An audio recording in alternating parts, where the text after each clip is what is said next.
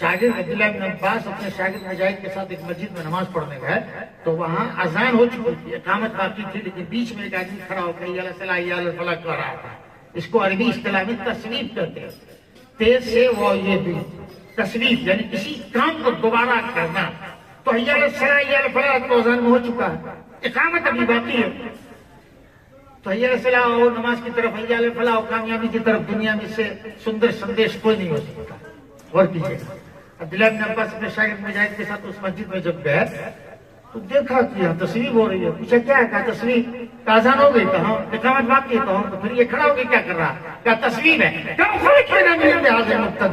ابھی بدعت تو ہو رہی والی مسجد کے اندر سے ابھی ہمارے ساتھ نکلو، ہم یہاں نماز نہیں پڑھیں. تو کام ٹھیک ہے لیکن رب کی مرضی کے خلاف ہے، امام کائنات کی سنت کے خلاف ہے. اذان ہو گئی، کسی پہ اقامت ہوگی، تصویب نہیں.